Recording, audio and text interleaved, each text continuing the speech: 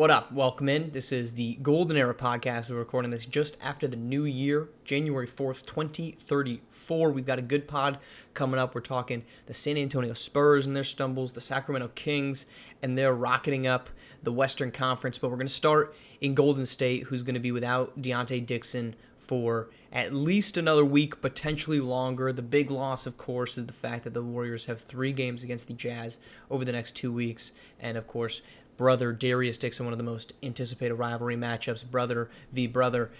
But this injury, I think, for Golden State comes at, dare I say, the best possible time. No injury is going to be a good one. You don't want to miss any of your stars for any amount of time. And this next 9-game stretch for Golden State is a tough one, right? Those 3 matchups against the Jazz. You've got a matchup against the Phoenix Suns mixed in there. But this is also leading into trade season, right? We saw Trae Young get dealt. This is a Golden State team that over the last couple seasons has really dove into forwards, right? They go out, they get Aaron Triano from Portland in the Jalen Blackman trade. They acquire Jermaine Trimble also in the Evan Mobley trade. That was a signing trade, a big season after the 76-win campaign. They draft Nico Weems. They go out last season. They draft Branko Todorovic, who's been playing basically as the backup point guard. This team has a ton of wings, and Jaheim Briggs should be returning from injury soon. They have a ton of wings. Yeah, Jonathan Kuminga is going to sit there. He's probably going to continue to be an all-NBA caliber forward. But this is an opportunity for Golden State to kind of figure out, what do we have, right? We've invested all of this draft capital in wings, and we don't really know what those wings are capable of doing. Aaron Triano has had some highlights. Jermaine Trimble has been a really good 4, small ball type of 5 player for them. But without Dixon in there, there's going to be a void in their wing rotation. And I think this is a chance for them to look at this rotation and figure out, hey, what do we have? Is there something that we want to do? Do we want to package some future picks to go out and make an upgrade at the forward position? Do we feel confident in Branko Todorovic to be the backup point guard? Is that where we should address our concerns? Is there somebody in the free agent or buyout market that this team could pursue? This is the time for that to happen, and the fact that this is coming before the trade deadline is ideal in that instance. But again, this is going to be the test. This was the concern for Golden State. What do they look like with any of their 3 starters not on the floor? Now we're going to see what that looks like for a somewhat extended period of time.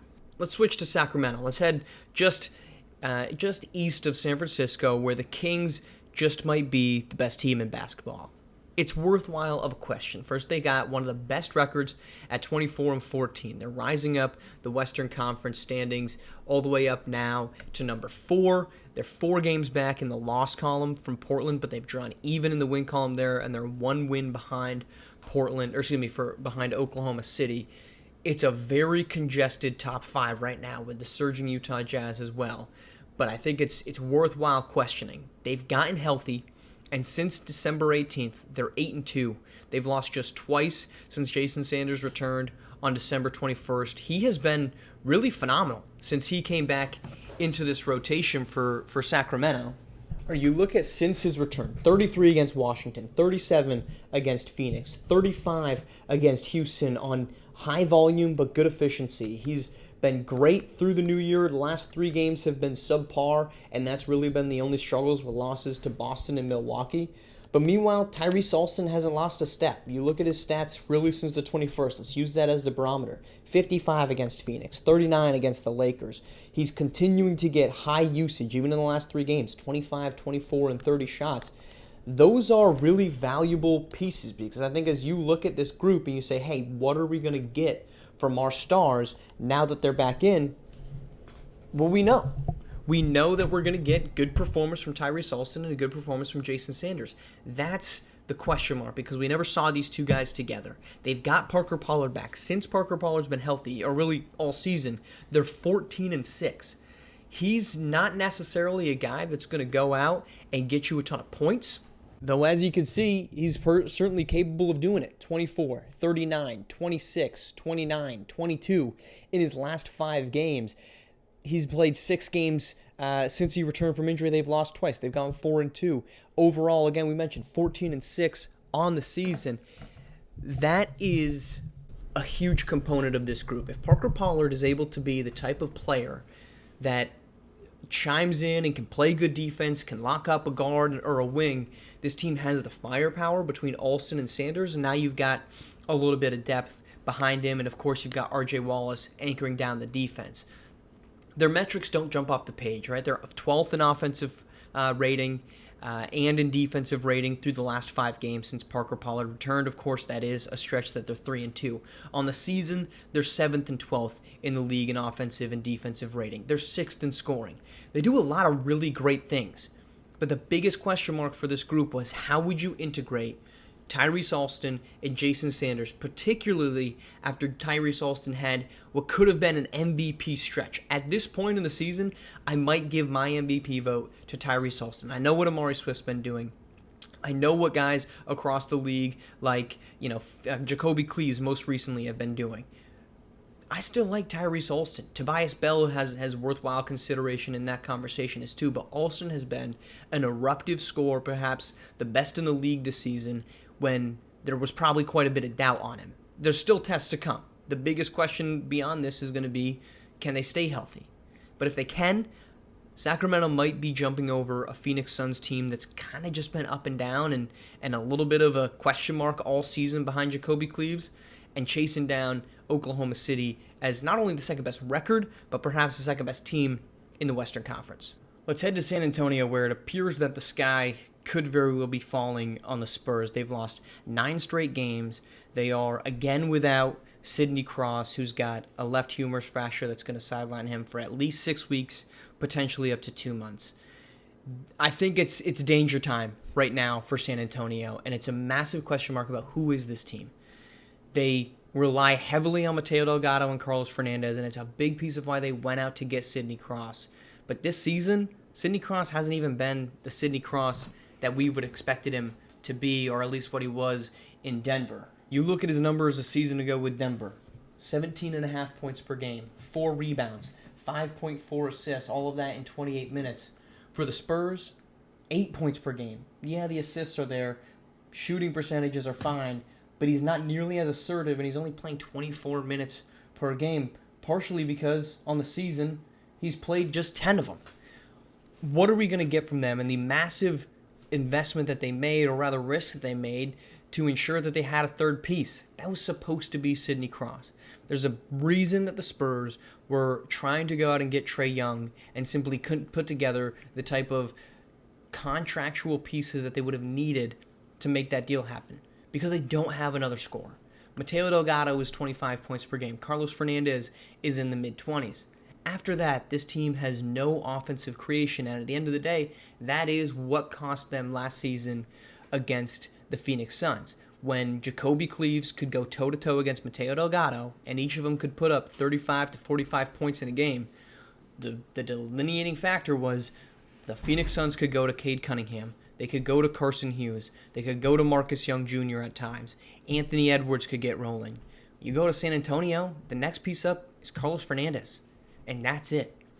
They need another option offensively, because if they are only relying on those two players, and they're very easily kind of taken apart by opposing teams, that's not going to be able to cut it come April, May, and June, when you're going to have to go through a disastrous run of the Sacramento Kings, the Golden State Warriors, the Portland Trail Blazers, the Oklahoma City Thunder. Those teams right now, not only in the standings, but operationally, are so much better than the San Antonio Spurs. But forget about trying to get a matchup. This team now has to try to survive the Western Conference play-in. It's no guarantee that they're going to be able to jump who they're already behind 2.5 games. The Los Angeles Lakers, who have been struggling when Kareem Robinson hasn't been on the floor. The Minnesota Timberwolves, who at 18 and 16 feel a lot more safe in that zone.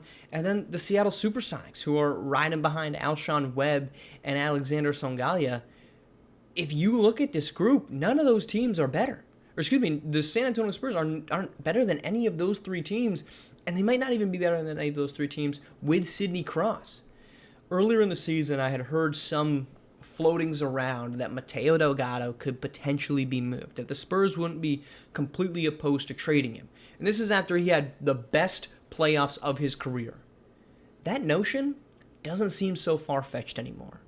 This draft has an opportunity for teams to completely reconfigure who they are with Javon Boston, who the Clippers haven't been super committal to wanting him or saying they're going to draft him. And Javon Boston, he's in Barcelona, but his camp hasn't really said we're going to go play for the Los Angeles Clippers like it was a season ago. But D.D. McDice is the number one guy. If Javon Boston is potentially available, those are two franchise-changing pieces. And currently, the San Antonio Spurs sit just 2.5 games ahead of the Denver Nuggets at 15.